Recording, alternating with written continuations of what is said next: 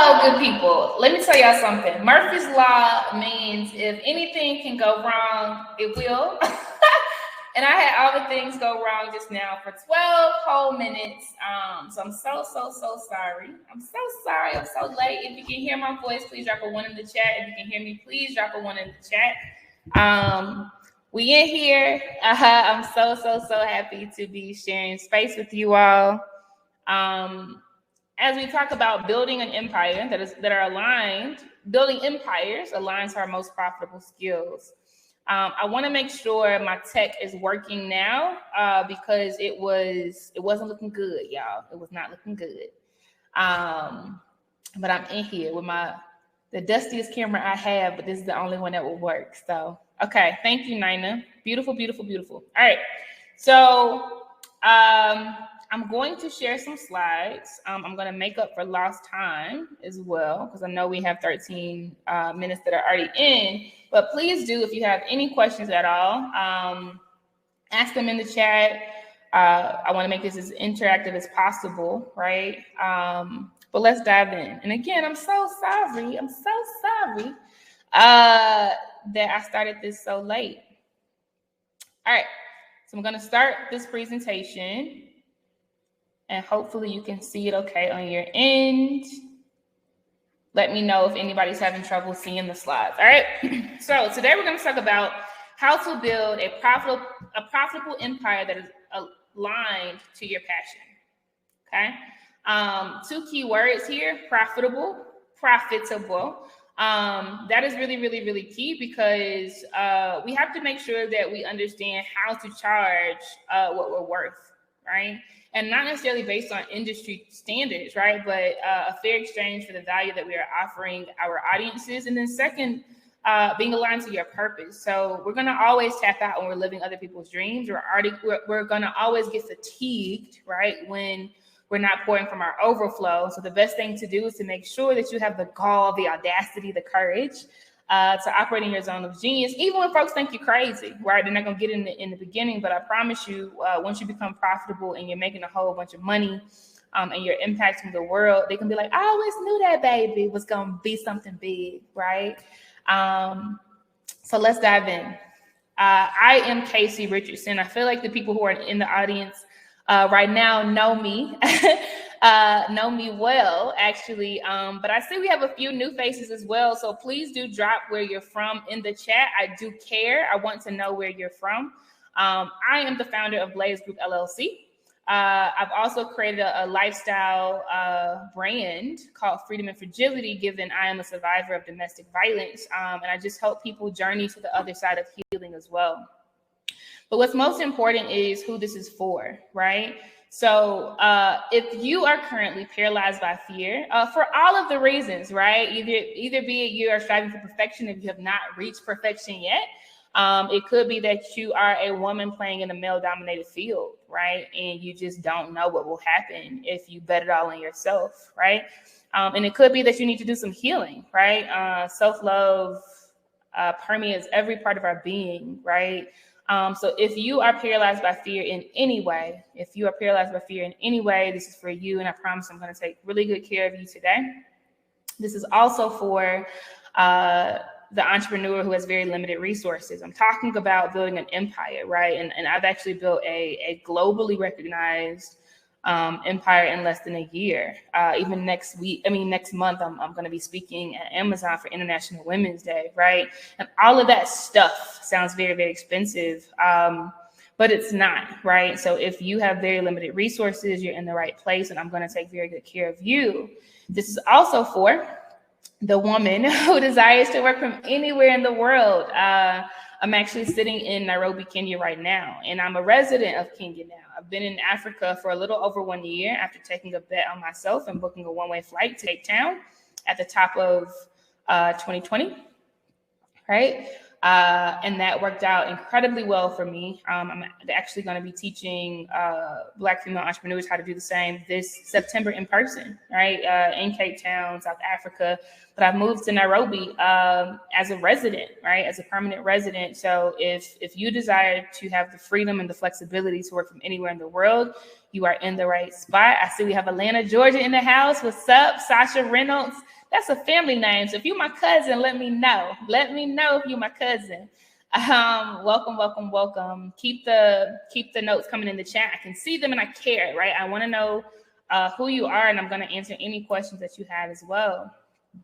This is also for the person that is tired of the corporate bullshit, right? I don't have to explain it all right there, right? But I can identify with the feeling of, next year is going to get better, right? Or them dangling the carrot and you're like, once I reach that milestone, I'm going to bounce and do my own thing, right? And before you know it, 10 years, 20 years, 30 years, 40 years have passed by, right? And you are even more fatigued than you were when you started, right? And nothing has even scratched the surface of fulfillment for you. If this is you, you're in the right spot. And then lastly, this is for the person who has no idea where to start. Okay, Sasha is a cousin. Y'all, this is so dope. What's up, Sasha? That's my mother's side of the family, y'all. My biological mother's side of the family. Super, super dope. But yeah, if you have nowhere to start, you're in the right place. I promise, when I left corporate America, all I knew was that I was dope enough, that I was ill enough, that I was strong enough to build something from nothing and make it, right? And I did not have this plan carved out, but everything that I did led me to where I am right now. So I'm going to share those things with you. And now that I've told you about who you are, and hopefully it resonates, right? If anything resonated with you, please do drop a 1 in the chat. I do care. I want to associate those sentiments with who you are, right? But now that I've talked about who you are, right, and hopefully I've hit some pain points for people in this room, I'm going to tell you very quickly about who I am. So I am a graduate of the University of South Carolina, proud Gamecock in this thing. And in college, that was the first time in my life where I needed to figure out who I was going to be in this big old world, right? You're given all of these pressures to pick a path, a single path, right, and grow into that. And it was also the first time I had to grow comfortable with the sound of my own voice, right? It was the first time that I was surrounded by a sea of people who I did not grow up with, right? People who were not down the street and just felt like family in the small town that I grew up in Gadsden, South Carolina. But because I grew comfortable with the sound of my own voice, it set the stage for everything I would do following that. So I'm grateful for that experience. I'm also divorced, and that is a big part of my story, because choosing that, despite my, religious, affiliations and beliefs and my spiritual journey, I had to make a very tough decision to choose myself, to love myself and not put the love of my partner above, the love that I had for myself. I had to let go of something that was not for me, even though I had been in that relationship for 10 years by the time I was 26 years old, right? And embrace newness for myself. But even making that decision set the stage for everything that I've experienced hereafter, because I left on a one-way flight then to San Francisco in 2016, right? And now in 2022, I'm in Africa. So, taking that really big leap proved to be the right thing for me, right? And it showed me that I was limitless, and that is still the case. So even that piece of my story, as painful as it is, it shaped me in beautiful ways of actually falling in love again. I'm engaged, so the story does continue. And a few other things. I love Neo Soul, Jill Scott, India Ivory, Give It To Me, D'Angelo, any day of the week, I'm with it. I love chocolate.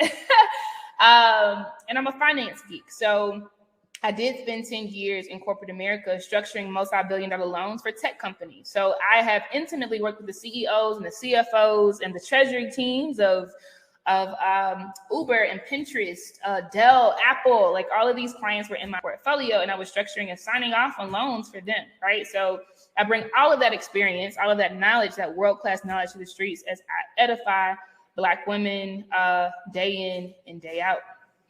But what's most important is that I am committed to helping Black women. Like, I cape so hard for Black women. And in my business with Blaze Group LLC, if anybody steps on our turf saying they want to partner or pour into us, or like I mean it when I say I cape hard for us, and they have to come on our terms, right? Where we are safe, where we are edified, where the solutions truly do benefit us and our needs, right? So that is who I am. Just a quick flash of some logos that you may or may not recognize, right? But, in entrepreneurship, I've been in entrepreneurship for less than a year and a half, honestly, for less than a year and a half. And in that span of time, I've worked with some incredible companies, from Airbnb. I think I mentioned next month I'm speaking at Amazon. So that's another, logo that I'll be adding here. I'm speaking to them for International Women's Day. Colleges like Wharton at the University of Pennsylvania and Dartmouth for a financial solution that I've structured on the continent of Africa that's unlike any other, where farmers with no banking relationship are getting $30,000 tractors. I mean, dope stuff, right? And everything I've done is a result of the things I'm going to teach you today. No cap, I mean it, I promise you. And if you bet on yourself, I promise you that whatever dreams that are in your belly and keeping you up at night. What's up, Reggie? That's my cousin, y'all. I know Reggie now. Now, Sasha, I might know you too. I just got to place the face. But what's up, Reggie? But yeah, beautiful things have happened, and this story will be no different from yours. I promise you that. So what you'll learn today, I'm going to teach you how to establish credibility, right? Where you actually have a track record that precedes you, right? So that when people Google you, right, or when people think of you, the way that we think about McDonald's and associate certain things, like that is the home of the Big Mac, right? When we think about Louis Vuitton and we associate certain things such as elitism, right, and status, right? The same will be true for you. I will position you for scale, meaning as you grow in revenue, your costs are not increasing by the same amount, right? And your time spent is not increasing by the same amount. That is scale, okay? Versus just revenue growth. So I'm going to teach you how to position your business for scale, which allows you to build an empire without burnout. And I'll also teach you how to launch faster, right? I have a strong belief that we take too long, Black women, to just get it out there, because we have been taught our whole lives that, you should not get your dress dirty and don't mess up your hair. Make sure the barrettes are in the same place they were when you left home. And because of that, we play it very, very, very safe, right? We're very, very dainty. While, give a man $100 and he's starting a trucking business, right? I'm going to teach you and tell you how I launch as quickly as I do. And I've launched a lot of things. Like in this time span, I've launched an app that's available in the Apple App Store. I've launched a global summit that had 900 registrants in December, right? I've launched courses and all sorts of things, right? And if I've done all of that in a year, it means that obviously my speed from idea to market had to be pretty fast, right? So I'll teach you about those things. But first, I want to start with leverage. Somebody please write leverage in the chat. I want to make sure y'all are with me. Somebody write leverage in the chat. And what I'm going to tell you is that leverage is so critical for you if you are an entrepreneur. And the way that we think about leverage most times is via debt, right? Meaning somebody's going to give us some portion of money, a small amount or a large amount, right? Nina's with me. Sasha's with me. Somebody's going to give you a small amount or a large amount of money, and you're going to flip it, right? That's how we think about leverage. If you give me a little bit, I can prop something on top of it, and I can make that thing swing, right? Not bad, okay? But what I want to teach you about is how to leverage your most profitable skills, which is it's in the same vein. I need to teach you just the way that a seed already has everything it needs inside of it before it enters the soil and turns into a tree. I need to teach you how to leverage your most profitable skills, right? So that with a little bit of pressure, man, you out here killing it, right? Which is what I'm doing out here in the world, right? Because leveraging my most profitable skills. So it's honestly very easy for me to do the things that I'm doing. And first, we're going to start with the L, okay? First, we'll start with the L. And you must love what you do. If you love what you do, you'll never work a day in your life. But do what you hate and you'll die every day. Like, put yourself in the mind of how you feel or have felt when you work for employers that you hate, or for companies that you hate, or in working environments that you hate. You literally die every day. I have family members that have literally, I mean, by the time they're in their 30s, they're so fatigued and beaten down with real chronic illnesses that they will never recover from, right? Because of the stress that they have endured. So I'm not making this light. When I came out of corporate America and I said I'm caping hard for Black women, I meant that. I didn't say women of color because I'm caping hard for Black women. I'm very, very, very clear about that, right? When people DM me and they say, well, I mean, why not women of color? Like, why can't we get in there? We're in need too. And I have to respond and say, because Black women start the most businesses at the fastest rate out of any other ethnic group for women, and faster than any group of men yet, right? Only 3% of our businesses are mature, yet we make $24,000 per year on average, compared to $218,000 per year for white women-owned businesses, and $149,000 per year for all businesses combined, which means we are the very, very, very, very, very bottom of the totem pole, right? I love what I do all day. Like, I'm not ever in any environment, right, that is not my zone of genius and where my passion stems from. So I encourage you to have that type of audacity stepping out at Jump Street, right? Don't live anybody else's dreams, because I promise you'll die every day, and you're not leaving one place where you feel like a slave to something just to come into your own business and be a slave to that. A 2019 study, and this is before the pandemic, so it's very, very interesting, right? So this is before, a lot of layoffs, et cetera, impacted entrepreneurship numbers, right? But in 2019, it showed that while 55% of entrepreneurs said they wanted to be their own bosses, that's more than half, right? And that's very common. We hear that a lot. Only 39% chose to follow their passions. That's a problem, right? Think about the number of businesses that fail. Like, half of them fail well before the 5-year mark, about in the 2-year mark, right? A mistake, if you read into the story of these statistics, it is not following your passions. I have had some people come to me and I ask, why are you in business? And they're like, I just need to make some money, man. Hey, you hustling, right? That's a problem. So I'm making this sound very simplistic when I say love what you do, but you can't enter entrepreneurship hustling and thinking in 10 years you're going to sustain, right? And thinking you're going to build an empire that's globally recognized if you just live in somebody else's dream and trying to really quickly catch up on cryptocurrency that you don't care about or don't have deep insights into, and think you're going to land on your feet, right?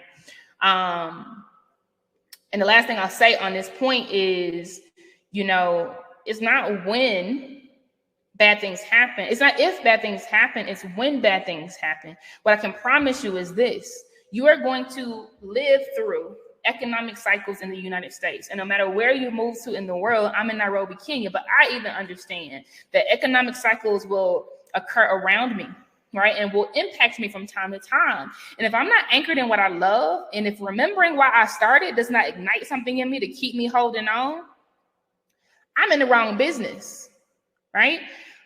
Think about the global pandemic that we are still in 2 years later, right? Think about the housing market crash of 2008, in 2009, right? Like, there are businesses that survive not because they're not susceptible to downturn, but because they were anchored in the right things. And when calamity hit, they had so much creativity to pull from and so much experience to pull from, right? And so much, this passion to pull from, that they were able to pivot and stay alive, right? And that is the same thing I want for you, because it's not going to always be an economic downturn. There are going to be changes in consumer behaviors and desires too. Like, think about other people that are like so conscious about what they eat and so conscious about what they put on their skin now. And if it's not vegan friendly, they ain't buying it, right? Like, that has really crushed a lot of companies that were making water-based products for very, very cheap and making a big margin, right? So they're all scrambling to do something differently. And so as founders yourself, right, you're going to have to think about being in a vein that you love enough that as things change and as your consumer appetite changes, you care enough, right? You give a damn enough, right, to move in a way that keeps you alive, okay? Now, the E is important, and this is mathematical. I'm talking numbers right here. You need to expect a greater return than your investment, okay? I've invested a lot in my business in the first year of business. I'm gonna say that one more time. I've invested a lot in my business. People who are familiar with me in this room, they know I say like if you don't have any business expenses, you're running a hobby and not a business. It is what it is, right? And in order to make a return, you have to have prices that people are paying you on, right? And that's how you get a return. And if you are not getting paid, same thing, right? You're making no return on your investment. So you're running a hobby and not a business, right? So as a founder, I would strongly encourage you to expect a greater return than your investment. And you need to figure out how to quantitatively feel that. Like you can't be moving from the gut and say, I got an inkling that this is it right here. Like you gotta measure it if it matters to you. Right? I'll give some examples, right? Because it doesn't matter what business you're going into, right? You need to think about, for every dollar you spend, right? What you expect to make. And only if the ROI makes sense, only if you expect a return should you make that investment. So I'll give you an example. I teach a course, right? I teach a signature course called the Blaze Business Intensive. And no cap, no lie, right? When I started that thing, when I started building my course, the platform, Nina said, "Oh, Javi." When I started on that platform, the cost was $79 per month. Now, I had just started into entrepreneurship, and the very first product I created was this course, right? I had done some consulting things on the side, done some stuff for Clark Atlanta, done some stuff for some influencers or whatever, right? But that's no scale, right? So I ain't talking about that. I knew it's 24 hours in a day, so it's only so many one-on-one meetings I could do. So I made this product, and it was in the platform cost $79 per month. Casey did not go into that thing saying, yeah, this the cost, and I'm just gonna pay this because no, I knew exactly how much money I wanted to make in return, and I gave myself a time limit. And I'm gonna tell you about me, cuz I wanted at least a 500% return in the beginning because I didn't have money to waste, right? Starting an entrepreneurship, and I put a time limit on it. It was within the first 2 months that I wanted to make a 500% return. So if you do $79 times 2, right? That's 2 months, right? So I'm a little under $160, right? Multiply that by 5. I wanted to make, 5 times what I invested in. So what Casey did was I signed up for the 14-day trial, y'all, so that before it started charging me, I could build my entire course in those 2 weeks without paying for anything, right? And then I launched my course at the same time the thing would charge me. And the course was $500 that I launched initially, right? And then I had 8 people enroll in the course. You tell me, did I meet my target or not, right?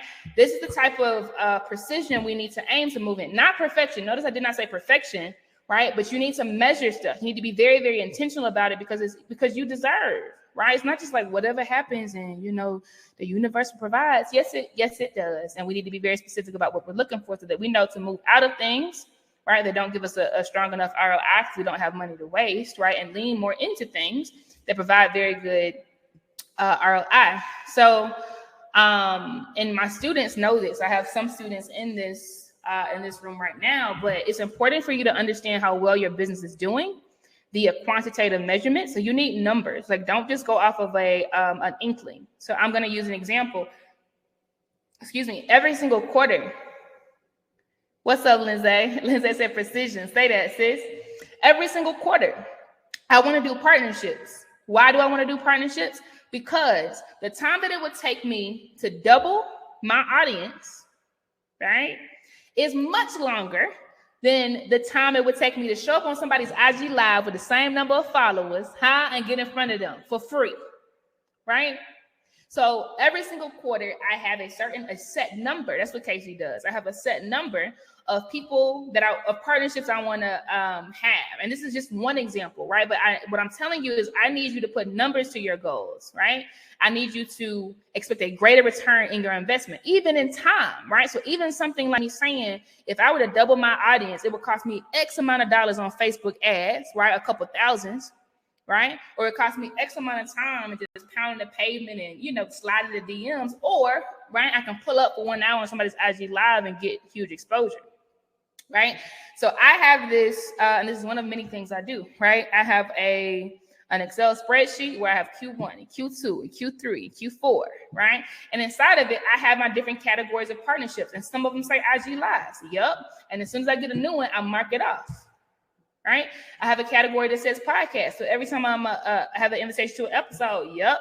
So I know that I'm getting closer and closer to my goal, right? And I have a numeric goal in total every single year. Some of them could be funding partnerships, right? And some of them carry over. Like I legit in January bridged one of the women in the Blaze Women's Network to a $9,500 loan with no interest, right? And that partnership is one of the marks, right? It's one of the things, it's kiva.org that shows up in that list from quarter to quarter until that relationship ends. But if it drops, I need to add another one, right? So this is an example of things that I do behind the scenes, but I'm very hyper-focused on my strategy, right? Because when I set numbers to things and I look at the return, like how many followers did I gain after that? Okay, how many clicks on the website did I gain after that? Oh, how many saves did I get on Instagram? If it ain't working, the dope part of using quantitative numbers is I drop the things that don't work so I can free up my time and lean into the things that do work, right? Precision, as Lindsay said, right? So the E is expect a greater return in your investment. This is the stuff that global empires are made of, and it don't take long. I've not been in business a year and a half yet, right? But I have made huge gains, right? And I'm globally regarded as well, right? Because of these particular principles. The worst thing you can do, okay, and this happens a lot, the worst thing you can do is invest your time and, Lord forbid, your money into something and you have no way of measuring the success. I'll use a very common example. Some people paying for Facebook ads. And I'm like, oh, okay. Is it successful? I don't know. Oh, okay. What's your goal? Like, what do you want? How many, is it website click? I don't know. Oh, okay. Well, how many website clicks did you get since you started spending this money? I don't know. Listen, I'll do a spoiler alert. You're probably not getting a greater return than your investment, right? Because you're not even measuring what you're doing. If it matters, it must be measured, right? And I'm not saying this stuff is easy, so I'm teaching you right now, right, and contextualizing it for you so that you are very, very, very intentional about the way you are spending your resources, your time, right, your money, anything else, right, depending on the business that you have, right? And you at the very least expect a return. So if you put in $100, I want to get 101 from it, right? If you put in 2 hours, you know what I'm saying? I wanted to shave a day off of my work eventually. So that's something you can expect with automation, right? You spend 2 hours setting up an automation where a bunch of emails happen after one person does something, right? You get a bunch of time back later. And that is the thing that has caused me to scale, right? Tremendously, because if I'm doing something, you better believe I've already quantified the return. All right. Now the V is very important in leverage. Again, we're talking about leveraging our most profitable skills. So the V is veering away from friction, because if you're doing it all, you are doing it wrong. The biggest mistake you can make as a new entrepreneur, an intermediate entrepreneur, and even a seasoned entrepreneur is trying to do all the things and take classes and workshops and read books and do seminars, trying to perfect the things that vex you. Okay?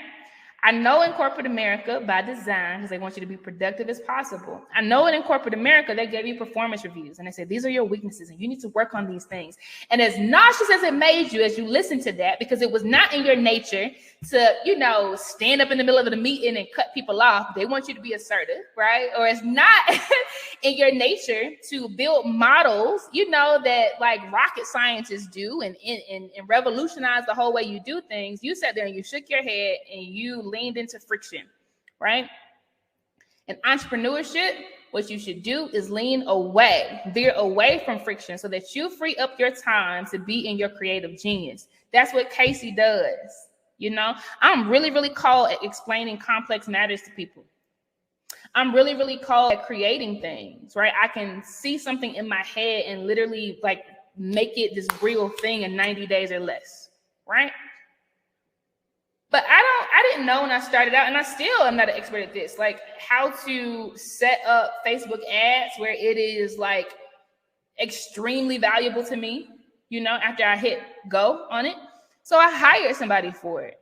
And with, I think it was $99, just got me 908 followers, like email subscriptions or something like that. But that means that that was her zone of creative genius. Her name is Tatiana. Shout out to her if she ever watches this replay, right? But there's so many other examples to that. If you are not a graphics person, it does not mean that you need to go take a whole bunch of classes on how to be code in Canva, and all the hours it's going to cost you where you could be making money, right? Or designing products that allows your firm, right, to be very, very profitable. You don't lean into the things that, cause friction. What you need to do is to get feedback on your areas of weakness. And yeah, that's listening to what your family has to say about what they think your areas of weaknesses are. It's listening to your friends. It's listening to your business besties, right? It may be taking a personality test if you want to do that. Identify those areas so that you can quickly outsource them. Yep. Real quick, right? And it doesn't always have to be a money exchange, right? Think about what skills or anything else you can offer them and barter. But I promise you're going to save a whole lot of time if you veer away from friction and operating your zone of genius, because if you're doing it all, you're doing it wrong. Okay. And I've iterated these things, so I'll hit it very quickly again. This allows you to pay attention to your core business. I underline core because, y'all, if you are doing 11 different things, you are confused and your customers are confused, right? So figure out what your core business is. Right? LegalZoom, we know what their core business is, even if they have a little Google Workspace add-on. Like, we know that ain't core, right? So identify that, and then that shows you what you need to be spending your time in. You as the CEO, you as the founder, you as the brains behind the operation and the creative genius behind what you're doing, you need to be worried about your core business. And these things that cause you friction, these ancillary things, you got to figure out how to outsource it, right? And you can. Right? Do that quickly so that you work on building the core business. This improves your opportunities for growth 100% because you have time to do all of the things like be on podcasts and be featured in magazines and press and all of these things. It increases your efficiency. And efficiency is very, very important because it involves more lift coming out of every hour that is used, right? And if you hate something, we know this, it takes you 10 times as long to get it done, right? That ain't gonna change, even in entrepreneurship, right? So get your time back, reclaim that time, like Auntie Maxine Walter said. And then lastly, it reduces your expenses. Why does it reduce your expenses? Because when you don't know what the hell you're doing, okay? Yeah, you're wasting a whole lot of time on a whole lot of things that cost you dollars versus paying somebody the same amount of money, but in a fraction of the time, they're done. They moved on, right? They can do another project or be sitting on the sidelines until you're ready for the next thing, okay? This could be you, but you're playing. And I know you're playing because this is our problem, right? Like, we want to do all the things. We are afraid to ask for help. We don't want to be a burden. We have so much ego around everything that we do that we're afraid of being seen as less than competent in a particular area. But I'm telling you to heal those relationships that you have with all of those things, right? And let the tribe in, okay? So that you can live a life of ease. And I mean that. I take a nap every single day from 11 to 2. Casey is napping. I just took on a consulting project that kind of conflicts with that. So I moved some things around in my schedule so that, my nap still happens, every single day, right? But like all of these things are important, even as a globally regarded business. And if I can do it, anybody can do it. This is not rocket science, right? Now, the E in leveraging your most profitable skills is engaging with your customers. And what I mean by this is I do not want you in entrepreneurship ever. I don't care how cold you are in the game. I don't ever want you to be selling what you think your customers want or what you want them to have. It's like the auntie that keeps telling us every year, you need to go ahead and get that blah, blah, blah, because listen, like we don't bite that, we don't bite that bait. We ignore it, we roll our eyes and move on, and customers will do the very same things until you ask them what they want. One big part of my business continuously, some folks on this line right now can attest to this. I ask for feedback all of the time. The app launched almost a week ago, and I have beta testers already lined up that is going to send me feedback to tell me what they need, tell me what they want more of before I launch the course. I sat down, I had 30-minute conversations with women. I said, what keeps you up at night? These are the real questions I asked. What keeps you up at night? What is your biggest challenge? What are some things you tried before, so that I knew what the competitors really were, or the competitive solutions were, right? Do market research by engaging with your customers so that they tell you what they want, right? So that you answer their most painful problems, because we all know this. Like, when it's painful, we're going to spend money on it with the quickness. It's not like your auntie telling you something and you rolling your eyes for 5 years and then wisdom teaches you to step into it. Even if she was right all along, it wasn't painful enough at the time for you to step into it. Somebody dropping one in the chat if this is resonating, if you understand what I'm saying, because I promise you, this is the stuff they understand in Ivory Towers. This is the stuff that Apple and Google, et cetera, understands, right? They understand the importance of market research and selling exactly what somebody wants. Because if you're too far in the future, it ain't gonna go well, right? Okay, beautiful. Sasha has me. Beautiful, beautiful, beautiful. All right. So what I need you to do is engage with the customers. Yes, it will be scary. Yes, it will seem awkward until it happens, and until you write a Facebook post and say, hey, I want to talk to 3 to 5 people by Friday because I'm launching a solution for XYZ, and you and drop an emoji below if you're interested. And when you see all them emojis go down, you ain't gonna be scared no more. Right? So lean into that so that you sell their most painful problems. And again, you can take my script. I literally ask, what keeps you up at night? What about this issue keeps you up at night? So that I develop a solution for that. Right? What other things have you tried?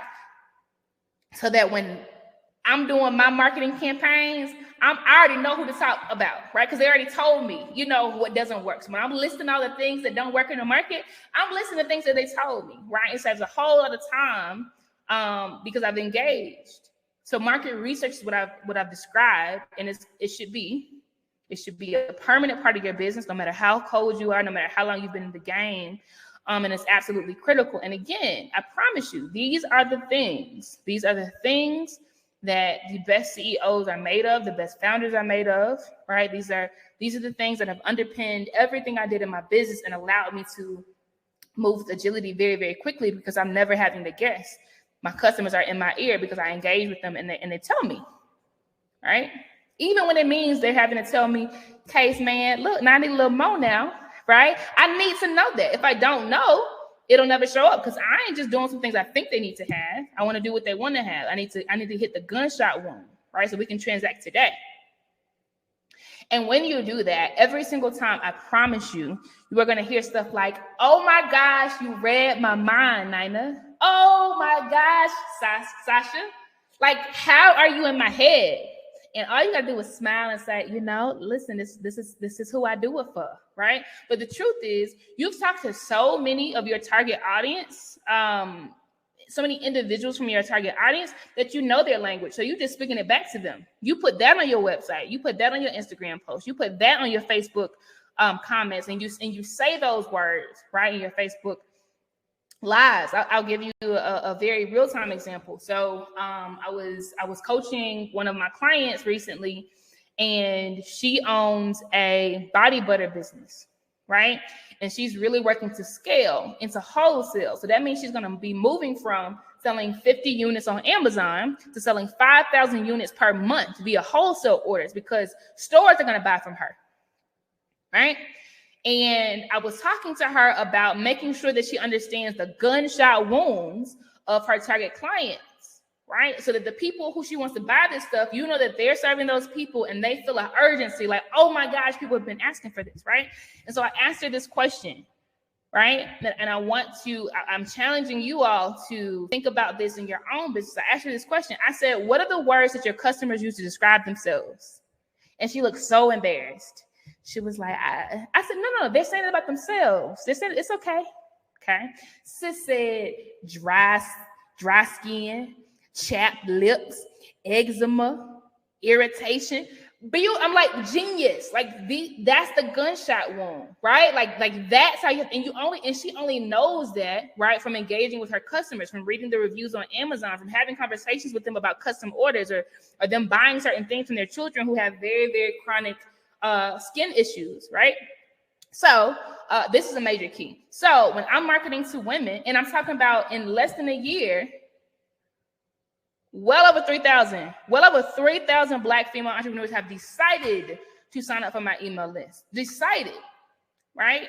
Over 900 people decided to watch the Blaze Virtual Summit. It was 5,000 in all because they were looking at it from YouTube, from Facebook, from Twitter, all the places, right? Decided. But it's because they felt like I was reading their minds, because I use their language back on them, right? I say things like exhausted, right? I say things that like not knowing where the next dollar is going to come from, right? Because I've had enough conversations to know what's keeping them up at night and what's the gunshot wound. So they urgently spend with me, right? They urgently join the membership groups that I have. They urgently sign up for the course, right? And I deliver on all of those promises. But even those products are designed based on what they told me they needed in the first place. Okay. Now we're moving right along. Leverage. Resist the urge to play it safe is the R. Denzel Washington said, if you haven't failed, you're not even trying. And that's so real, y'all. Like, we don't need you to be copy paste. We want you to be exactly who you are. So show up as you are. And any feedback that you get, it's not a loss, it's a lesson. It's either you win or you learn, always, 100% of the time, right? Instagram came out with a product that we don't even remember. And the product came out like not even too long ago, like within the last 3 years, where they created an app, a separate app. Yes, they did, for IGTV. The thing had the rainbow Instagram colors with the TV in the middle with the little design they have. Nobody wanted it. Nobody downloaded it. They were trying to force it on us. It flopped. But they weren't playing it safe, right? Like they trying some stuff. They wanted to see what stuck. Right. So I'm encouraging you, and we don't even remember it. That will be the same for you as well. So do not worry about ego. It's going to be bruised a couple of times in entrepreneurship because we're building the plan as we're flying it. Resist the urge to play it safe, because there are literally people who are dying waiting for what you have to offer. Right. Because of the unique experiences that you have, because of the things that you are fed up with and you are designing solutions for, there are people who are dying, waiting for what you have to offer. And you are not going to be able to show up in the way that you even want to if you're playing it safe. It's okay to learn, right? Another thing I want to just point out is that you need to understand the risk-reward trade-off. And this is something that's in the workbook, if you all downloaded it in some of the links that I sent in the emails before this. But it's important to understand risk-reward trade-off, and that'll help you, right, kind of get in the game and do it scared, right? Risk-reward trade-off is something we always use in finance, right, and giving loans and taking risk, because think about it. In finance, the risk is that somebody doesn't pay you back. Right. So we would do this risk reward analysis. And let me explain to you what that is. Right. Because y'all need to do this as founders. This is what I do as a founder. And it has allowed me to make some really big bets, i.e. moving to Africa, like a couple of months after I left corporate America. Right. But literally having a customer base that spans the world afterwards. Right. I did risk reward trade-off, and I want to explain to you what that is, right? So when you are about to make a decision, it is natural for us to think about all the things that could go wrong. I could lose this money and not get it back, right? That's one, right?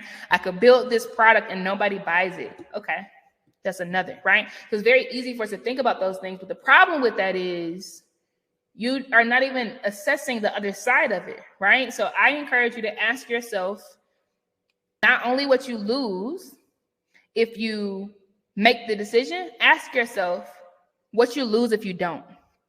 And some things are going to come up naturally.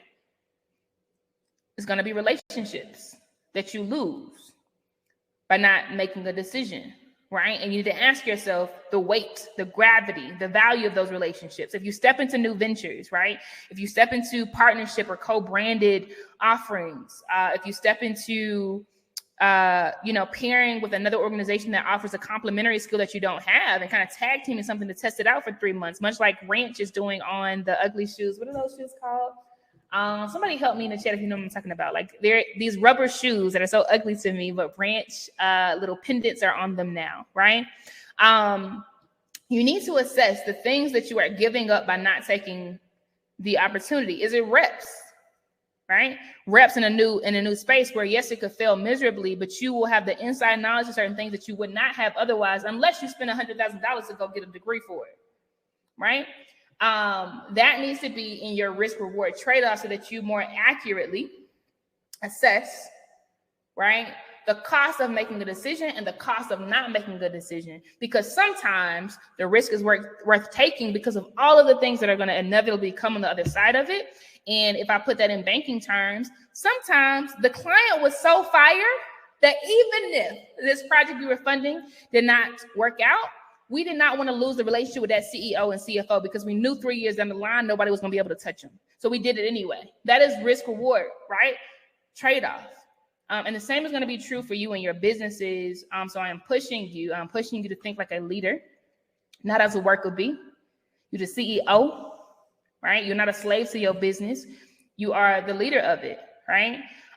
So assess things differently and think about the things you lose if you don't step into certain things, right? Even down to very, very, very, very, very small things, right? Like, I am fatigued. I am tired. I know I promised so-and-so I would show up for this event, but I don't have anything else to give.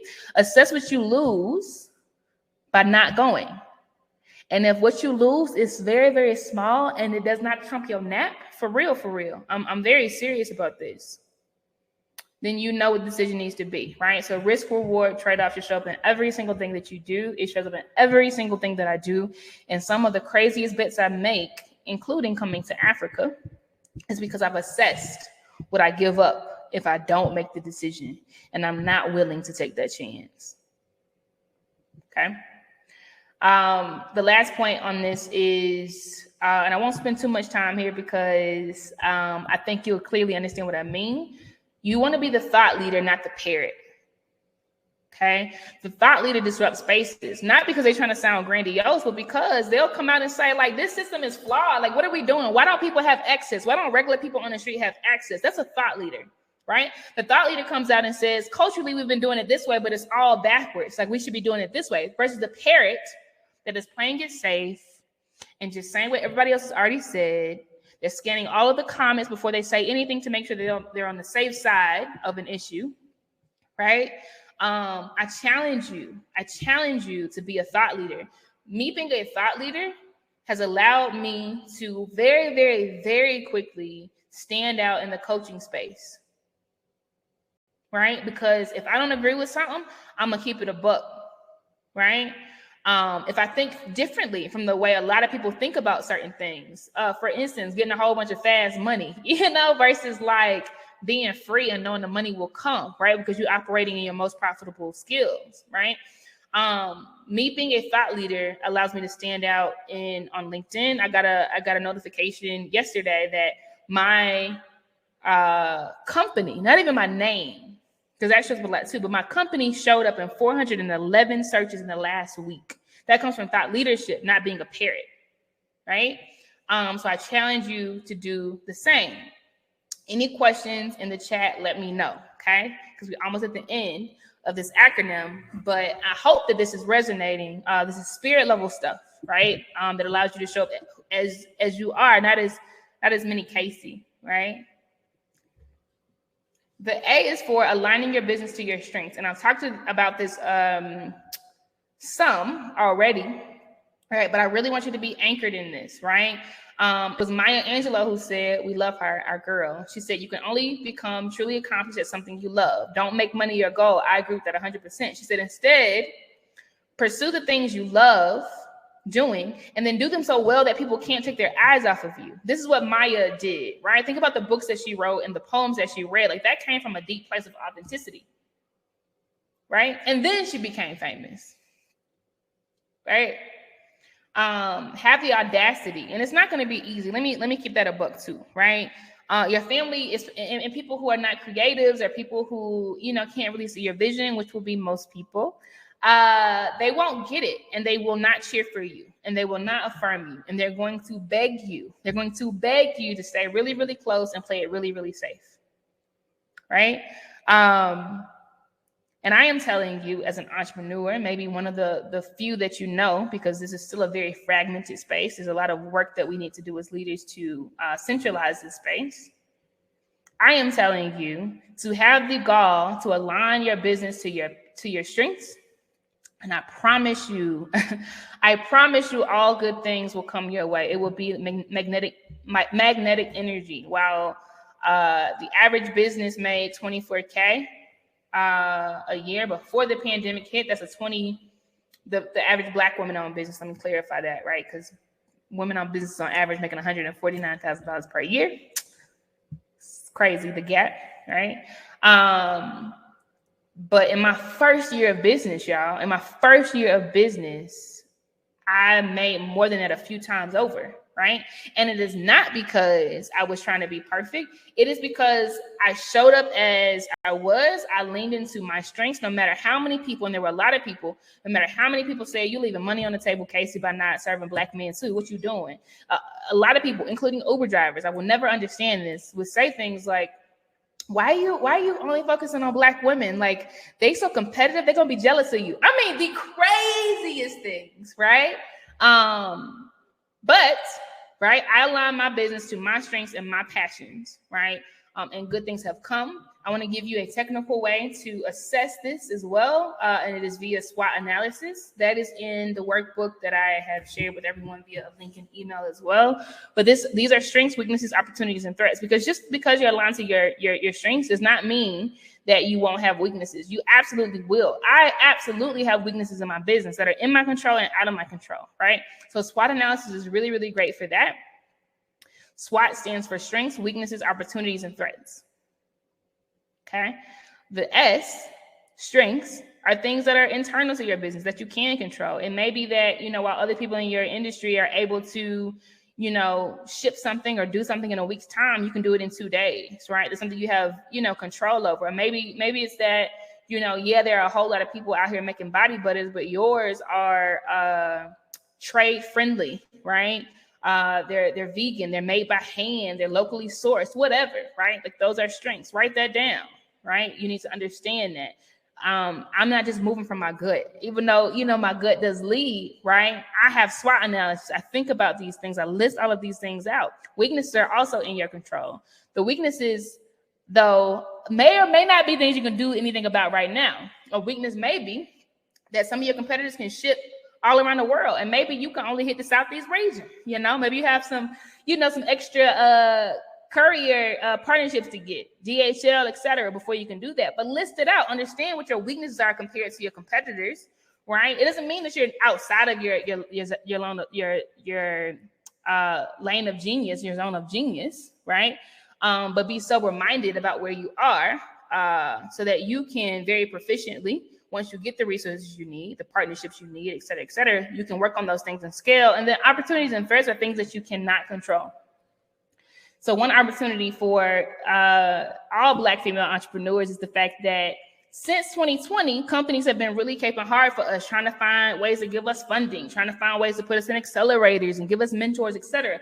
That is an opportunity that's outside of our control, but it puts the wind in our backs, right? Some people were already in the marijuana business, and then all of a sudden you had in the last few years a few extra states legalizing it. Boom, that opens up another market. They had no control over that. They didn't even do anything strategically to make it happen, but that needs to show up on their list so that they see and understand, right, the opportunities they need to double click on and go while the going is good, right? Get while the going is good. And then lastly, threats are very similar. Threats are the things that you cannot control, but they will impact your business, right? Always have that down, right? As things are looming with this Russia thing, right? And Biden seems to be prepping for retaliation, et cetera. Like, that's something I've assessed a lot lately in the last couple of weeks about whether it could be a threat to my business. Doesn't mean that travel will not be as easy for me as an entrepreneur that serves people around the globe, right? Doesn't mean that the economy, might shrink a little bit because people are nervous and they want to start saving, so they have less discretionary income to spend, right? Do I need to make products that are more recession friendly, all of these things, right? But you think about what it means for you, right? Green energy is something that always changes with presidencies, right? So if you're selling equipment and it's not clean, that might be a threat that shows up, right? In your T part of your grid, whatever you decide. But those are some of the things, or some of the ways that you can be anchored in your strengths, but still be very methodical about it, right? Very precise about the way that you analyze it and continue to refine as you go. Because all of these things lend themselves to agility. Agility, we think about that in sports, right? Where they can move and shake. You need to be the same way, the same way, right? In entrepreneurship, because it's not if something bad. Reinvention, it is so important. Blockbuster did not watch the signs, and they gone. They saw red boxes popping up and they didn't do nothing. They said, you still got to drive up to my parking lot and come in my store and talk to my cashier before you take your VHS home or your DVD home, right? Whereas you had some other companies that did reinvent themselves, right? They disrupted themselves. Inspiration, it will always serve as a form of inspiration when you are aligned to your strengths. So just do it. I'm not going to beat this over y'all's head too much, because I think you get it. It's really understanding that just because you're doing something differently than is standardly done in 9-to-5 jobs and in safe environments, or people who went to college and are doing, all these things, it does not make your business less sound, right? You existing in freedom and having things come from you easily does not mean, right, that you are less scientific about your approach. Everything I've talked about today is science as well. I'm just putting it in terms that make sense to us, because if it doesn't make sense, it's not even relevant, right? We ain't being a slave to our businesses. We're doing this because it changes everything for ourselves and our seeds. The G, we're almost done, is give from a place of honesty. This is very, very, very important, y'all, because personalization goes a long way in building trust. People do not buy from people they don't trust. And if you out here being a parrot and you out here still doing corporate speak, right? Trying to serve people who have been used and abused by corporations. Thank you, 99. So you are talking good, Casey, stepping on all of my toes. I mean, this is good stuff, but this is how you build an empire that is aligned to your passion. I promise you. So give from a place of honesty, because it builds trust. Keep it a buck. People gonna feel that, I promise you. Versus you trying to sound like a parrot. The worst thing, in my opinion, one of the worst things a new entrepreneur can do is come out sounding like trying to sound like corporations that folk don't trust. Like, why? Who are you serving truly, right? Make sure that you have brand values and purpose. Articulate those things, right? Just like big corporations do. Again, I am telling you how to build an empire. My website, no matter whether it's for my personal brand or for Blaze Group LLC, our values are very, very clear, and we keep it a buck. I don't wash it down for anybody. Our purpose is very, very clear. On our social media is the same thing. So that because we are in 10 different places, we're in LinkedIn, we're in Twitter, we are on Instagram, we are on Facebook, right? We are on TikTok. We have a website. We have a Blaze Knowledge Academy. We have an app. No matter where people find us at, because our values and our purpose shine through every single place, right? I just naturally draw from everywhere, like from all corners of wherever we show up. I naturally draw people that are aligned to me, whether it be partners, whether it be customers, right? Whether it be peers that want me to do IG lives. I just did an IG live today for Black History Month, so do that, right? Like, be very, very, very careful about trying to be a pair to play it safe. Show up in authenticity so that you get the right type of partnerships that's really going to take you to the next level. And another thing I want to speak on, which I don't think is talked about enough, but it's still in this vein. I'm talking about standing by your values and being very, very honest. And there will be times that people challenge you. Like, think about the doo-doo that Kanye has been in over and over and over again, right? And he wilding, right? Think about the number of times that corporations have found themselves in hot water because they're having to divulge certain things about their businesses that they hadn't been as keen or as wise or as diligent as they should have been, right? What I am asking you to do is not play it safe for fear of showing up, having come short of something. Stand by your values no matter what.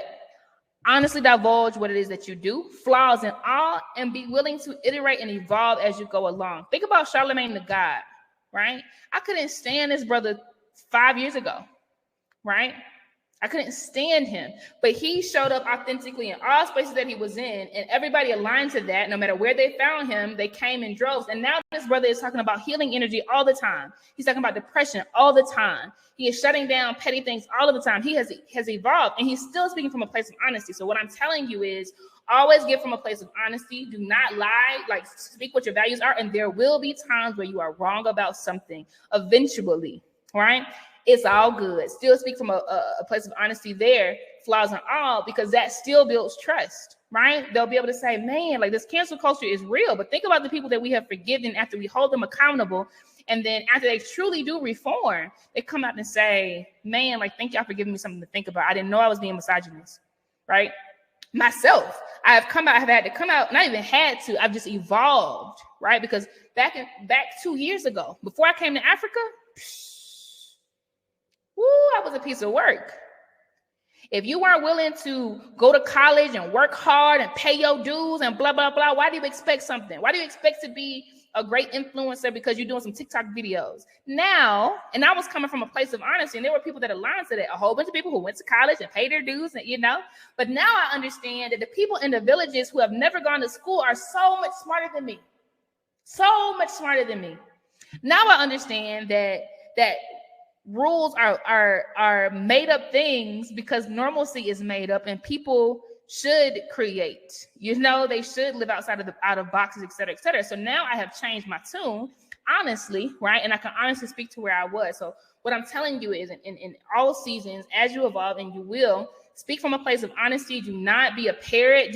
Because thought leadership is so important, and we need your voice in spaces, because that is why the world will look to you. Right. So Nina, I'll put you on the spot. Use you as an example. You are targeting moms who consistently lead with, I am a mom and a wife and a caretaker. And then maybe if they feel like talking because they're not scared, they're taking up too much space, they list what their passions are or what they do.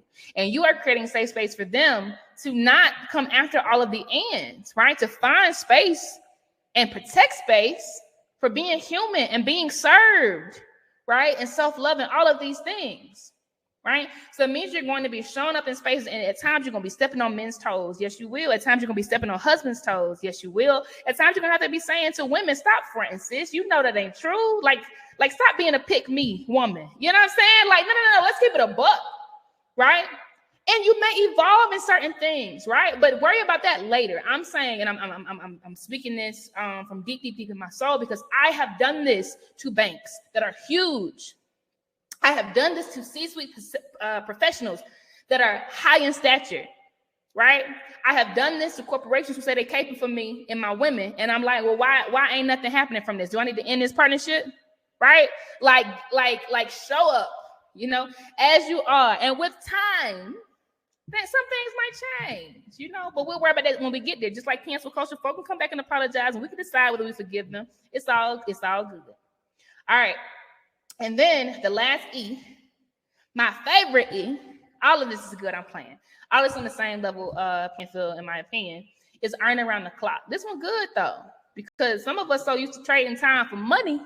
We think that when we sleep, we can't make money, so we don't sleep. Yeah. Drop a two if I'm stepping on anybody's toes. But what I am here to tell you is that those who work the whole day have no time to make money. Yup.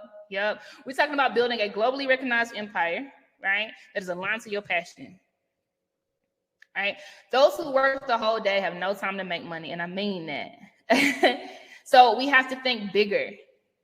Right? We have to understand that we have 10 fingers and 1 mouth and 2 ears and 2 eyes, and we ain't gonna get no more. That's it. I see Asia with me. That's it.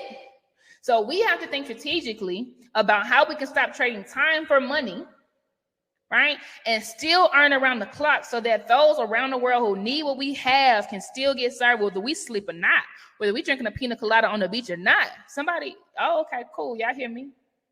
Chain to linear income. Yeah. And it is chain, right? Because I'm telling you, there are people who work overtime making sure that you buy into this myth that you work for 40 hours, that you retire when you have 20 years of your life left, and then you become a consumer, buying all their products for 20 years, not owning anything, not selling anything. Come on, somebody. Paying off debt.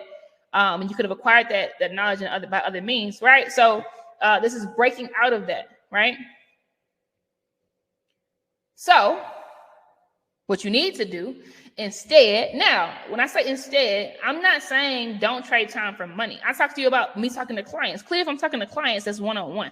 But that's not my bread and butter. I have a very, very strict cap on that. I just sent an email. Some of y'all know this. Y'all are on my email chain. I just sent an email last week that said, hey, okay, my calendar is closed through June. I booked through June because Casey is not one-on-one in for 40 hours a week. I'm not even one-on-one in for 20 hours a week. I'm not, because if I'm doing that, I'm not making money, right? So these are the ways that you do it. I mean, I'm making some money, but it's capped, right? In that hour. Number one, you build authority by doing all of the things that I told you about already, so that when somebody see your name come across, you already have credibility, and they don't need you talking to them live to prove it. They just like, oh yeah, I got to get this right here. Right? That's the kind of stuff we feel when we see a Lexus come down. Like, we don't need to talk to the salesperson for 3 hours. Like, Lexus has built authority, right? So when we see the ad, when we see the sale, when we see the car, right? Y'all get what I'm saying, right? So I need y'all to open y'all's mouths and speak up as thought leaders in the spaces that you are in, right? I need you to disrupt some things and say, I know y'all think this is the way, but no, they have it backwards. Let me tell you the way. Build authority, right? With gravitas and firmness and authenticity, so that the content that you've left behind, the breadcrumbs, is going to stay there for 3, 4, 5 years. Whenever somebody comes across it, you got the link right there and they're going to check out because you've built authority. The second thing is 10xing the value of your time. Okay. When you were working a 9 to 5, whatever you were paid by the hour can't be what you get paid by the hour in entrepreneurship. It can't. Because you are now paying for your own health care. Yeah. You put money into your own Roth IRA, to replace your 401k. Yeah. You paying for your own office and your own electricity that comes with that. And your own staff. I could go on and on and on and on. Right? So do not play small, right? Folk need to be paying you for access to you. I said it. Not trading time for money, not, I do this project at the end. Like, no. You need to be thinking of ways that you 10x the value of your time and what that looks like, whether it be marketplaces, right? Where you're building this infrastructure that nobody thought of. Asia's in here, so this is in her lane, right? That nobody has thought of, that solves a huge solution, right? And every single minute you making way more money than you would have, right, in your 9 to 5, because of so many people having access and using this thing. Right? I'm talking showing up as a keynote for conferences. Come on. And now in that 1 hour, yeah, my fee is $10,000. I mean it. And I'm serious. And this stuff happens all of the time. Like, this is not a no-brainer, right? For people who operate in these spaces. And there's no reason why you shouldn't, right? This is where we're operating in. So take the chains off of your mind and think about these things. Ask yourself these questions, right? How can I 10x the value of my time? Right, whatever you have in your mind, write it down on paper, and those need to be the strategies you're building for your business. This is meat potatoes talk. This ain't baby stuff that you find on YouTube, right? But this is important for building global empires. Number 3, automate everything. Automate everything. If it's a task that you repeat, you need to be automating it, sis. I don't even care if you hire. I was telling somebody this the other day. I don't even care if you hire a virtual assistant to post your content. You better have bought them a platform to automate that, so that what would have taken them 5 hours that you're paying them for, they can do in 1 hour, and they got 4 more hours to work with you and do something for you. Automate everything. Posts, emails, calendar scheduling, right? Sequences where when somebody does one thing, they're tagged as something else in your listserv, and they're sent something else, and whatever. Automate everything, right? When I did this virtual conference, everything was automated. When they checked out, there. They were automatically added to a group so that they could do threads and then talk on threads. But every single day I had a new post twice a day coming out, engaging with them over there. I mean, it was so automated. And then they were added to this replay section where when the conference ended, they would see all the replays. I automated everything. 3 months. Yeah, like 3 months, because I did it at the very onset. I planned the whole summit in 90 days. It was already set, and I didn't spend an ounce of time doing any of that thing, any of that later. And now it's evergreen. People are still watching that summit, and the same thing continues to happen because it's automated, and I'm not paying a human for it. My monthly subscription does not change because 1,000 things are being automated in one day. And then lastly, build your next offering. And that is what happened when you free up time. This is why you need to veer away from friction, because when you're spending your time doing the things that you hate and the things that you ain't good at, you don't have time to be in your zone of genius and build the next offering. So what happens when your customer does your first offering, right? And they have moved on and need some meat and potatoes, but you don't have no time to build it. It's up in here, but you don't got no time to build it because you're being a worker bee, right? So yes, these are my recommendations for earning around the clock. Nina says cases launch equals 10 minutes. It does not, y'all, but I do launch very fast, and that's a piece of the meat and potatoes I'm going to be teaching people who are post-course graduates, right?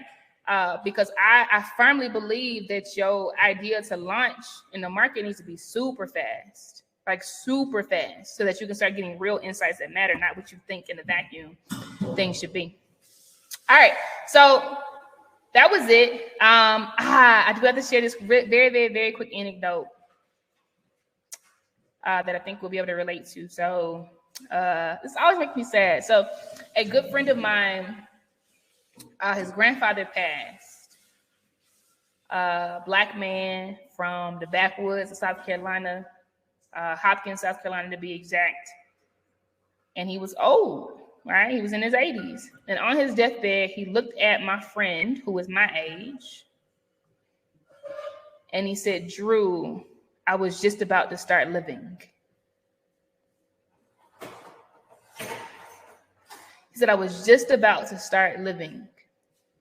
Because what had happened was he worked and he worked and he worked and he worked and he worked.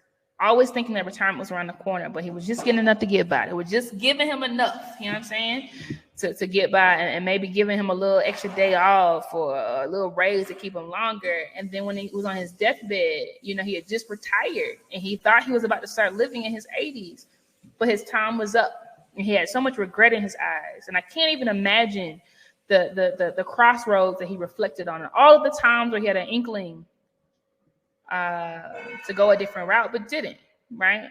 For security's sake. And I'm saying this to you because I don't want it to be you, right? I don't want it to be you. Live now. Don't wait for glory. Let's experience it in the land of the living, right?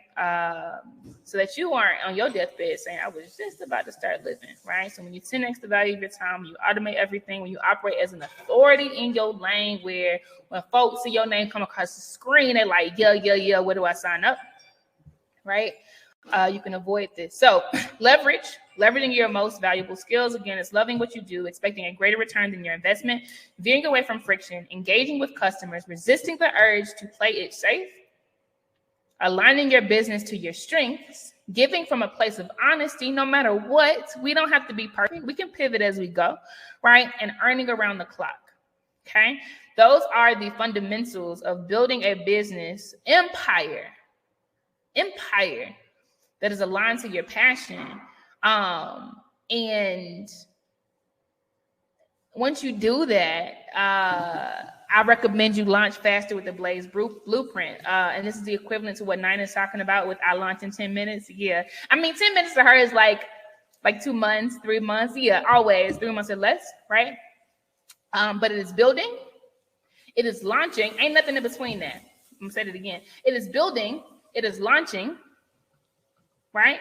It's reflecting on what you just did, even before you get feedback, and automating that thing. Everything you went through before you launch, do it low tech. Don't buy a whole bunch of tech. Just do it. Do it low tech. But then you automate everything you did, right? And everything that needs to be done.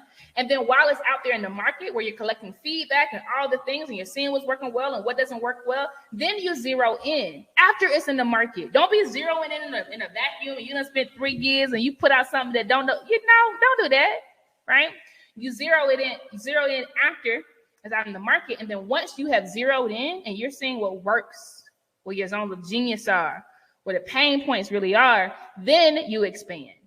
Do not be building out a suite of 10 things and you coming out like, yeah, y'all, I got that fire, and only one of them is relevant to your target audience, right? So very high level, but that is the Blaze blueprint. I follow it myself. My app was launched in less than 2 months. That summit I talked about with 900 people was launched in 90 days. I left corporate America and launched my first business or my first product and made thousands of dollars in that launch. 3 months after I left, October, November, December, January. Yep. Less than 3 months, right?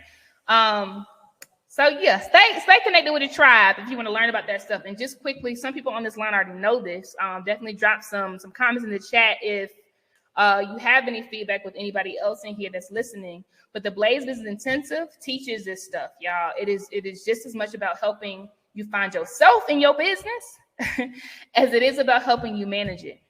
Okay. The Blaze Business Intensive is my signature 6-week course. I do a new cohort every 2 months. Yeah, super fire stuff that always comes out of that. But it's 6 modules that help you thrive in business, right? And it's culturally relevant. It's made for Black women specifically, right, who are doing it all but struggling to do it well. But we touch on self-discovery and entrepreneurship, and the business plan and budgeting and projections and strategy and automation and networking.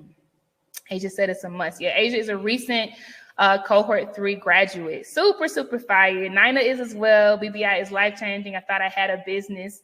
I went from a hobby to a business in 6 weeks. Yes, she did. And then, let me tell you something. I live and breathe by the Blaze Blueprint, right? But I teach Black women how to do this year-round in the Blaze Business Intensive. So you start with self-discovery, meaning you discover your purpose, your power, and your principles on the path to profitability. The business plan, I teach you how to build a business plan that works, like not just busy work, right? But like that sets the foundation for everything else you need in this global empire you're building.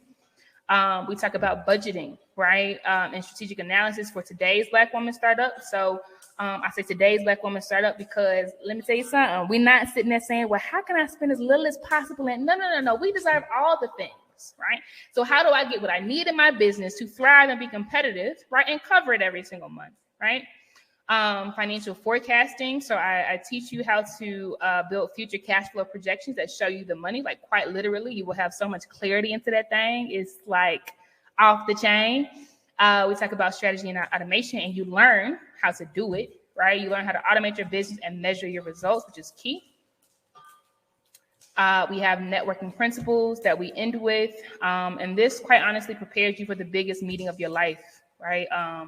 The ladies know I've unpacked this a whole lot with them, but man, 1 + 1 is not 2. It never was.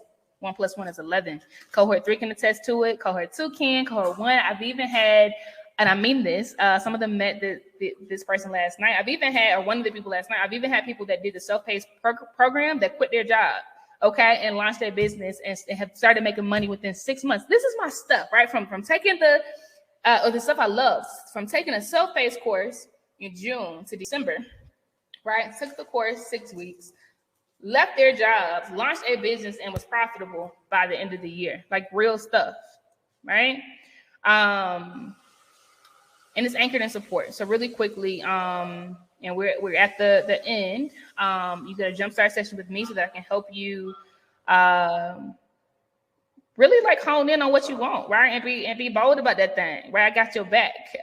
We do wind down Wednesdays every single week, every single Wednesday, where there's an hour where you can pop in and ask me any questions. And that's for life. Every single person with their self-paced or a cohort, they get lifetime access to this. So as they evolve, as they have questions, as they need coaching or whatever, I pull up every single week and always will. And they can do the same. You have homework in each module that helps you to, or that allows you to like actually work on your business. I ain't no busy working BBI. At all, like you build an empire in 6 weeks.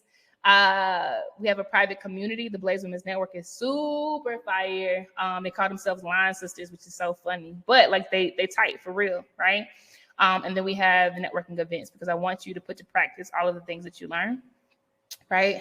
So if you are interested, definitely pull up. I'm going to do a special code. So I'm going to show this offer so that you start seeing it, right? Where you are. Here you go. It should be showing right now, right? But I'm going to put a special offer in there right now. Spirit is moving. And it'll only last until midnight, right? But I'll put a special offer in there. I'm going to do it while I'm on the line so that when you all refresh, you actually see it. But after midnight, it'll be gone. I promise. And that's not a nice promise, but I do promise. But just in case you want to take advantage of this, I promise you it's an amazing experience. You have some people in the chat that are talking about their experience in the Blaze Business Intensive. And you have lifetime access to a whole lot of dope things. So it's worth it. All right, so I'm about to hit the submit button.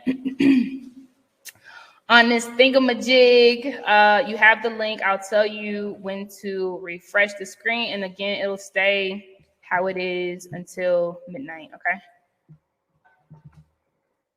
All right, so you can hit refresh if you are there. That is a special that will last until midnight. Let me know if you have any questions. Shoot me an email. Follow us on our pages as well, right? So you can always DM me. But if you want to shoot me an email directly and ask me any questions, I'd love to talk to you. I mean that. It is Casey, Casey, at blazegroupllc.com. Casey at blazegroupllc.com. But follow us on all the spaces: LinkedIn, Facebook, Twitter, and Instagram. And again, I'm sorry, y'all, that I was late. We had some tech issues, but I'm glad we prevailed. Any questions before we drop? And literally any questions. I value you all's time, but I also value what you want to know, right? And I want to edify you. I'll read the comments while I'm waiting for questions to bubble up. Nina says, Casey uses English to talk money. Yeah, I mean, I learned a lot behind those ivory towers, right? And that information is not available in the streets. Like, literally, the cohort people, I told them this last night in their graduation week event, like, they know so much more than, like, most people on the streets now in just 6 weeks, which is just valuable and just means that they're going to be able to edify the world, man. Asia, you do not need to have a business to find value. Trust when I say, yep. When Asia came in, Asia did not have a business. Yep.